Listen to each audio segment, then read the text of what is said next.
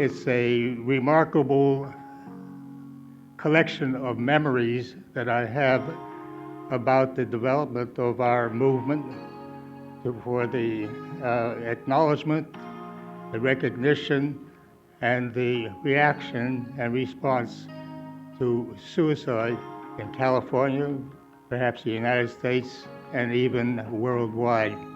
I have a feeling that our interest in the whole field of suicide began with Curfew, who was a coroner of Los Angeles at that time.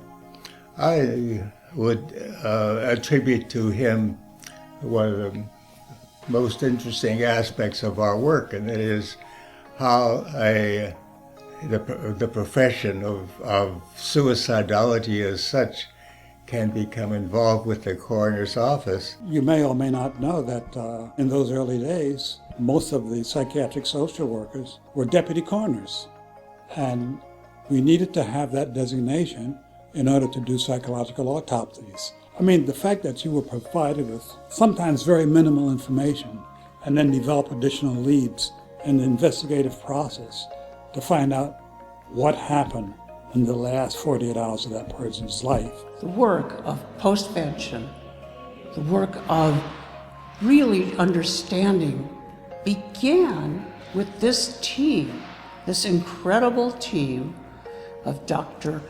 Farberow, Dr. Schneidman, Dr. Littman, right here in this very building. My reason for exploring it was because, here's an area that very few people have been active in.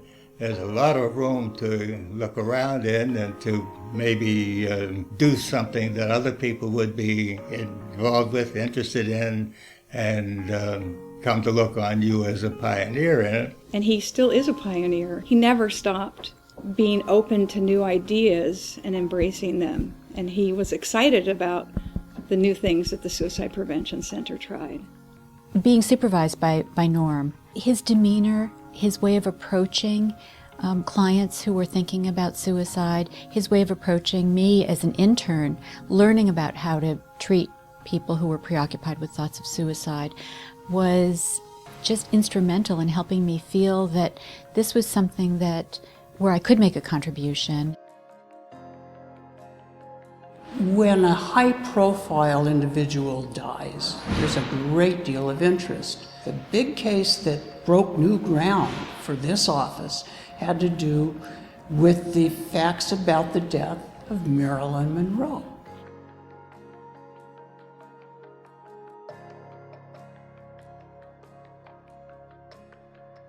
It's always impressive to me how far you can go in providing just simple companionship to prevent a suicide. Because if the person is just simply available to a telephone call. But that whole concept of developing paraprofessionals to provide counseling and treatment by use of the suicide hotline, great intervention, and it worked. I think it's Norman Farberow who has launched and decided to have a survival program, which as a consequence of the investigation made by the DIT, the Death Investigation Team, to listen, to help survivors. He changed people's attitudes towards suicide. It ceased to be a shame. The Suicide Prevention Center looked at suicide and suicidal thoughts as something that we should heal. But it all came from a commitment and an understanding that people were in terrible psychological pain if they were considering suicide. If you say, why haven't you ever entertained the problem of killing yourself? The answer is, I have, anytime. Usually I found that give myself enough time, there will be another answer that'll come along. Eventually something will change. There's always the factor of time. Dr. Farberow, for those who know him, is a wise, gentle, calm, giving person, has always been that way. He's a very steady Eddie. He's the kind of guy that's consistent. You can depend on him. And he didn't have a lot of talk about it, but you could see it, you could feel it.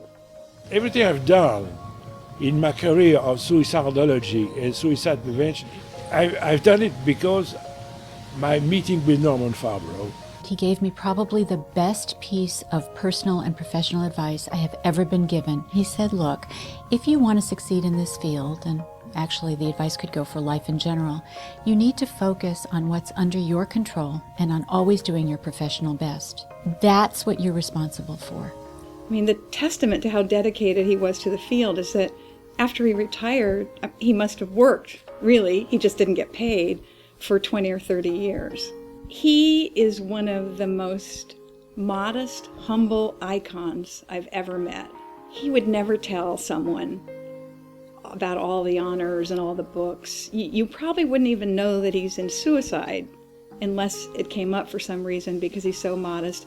And it carries over into the way he is in life. This is where I called him Captain Farberow and also Monsieur Farberow, saying that in my country, this is the whole we call the prince.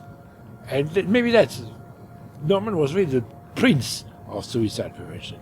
I'm glad I was around when it started, and I appreciate all the activity and effort that is now being done in the prevention of suicide. Thank you, sir.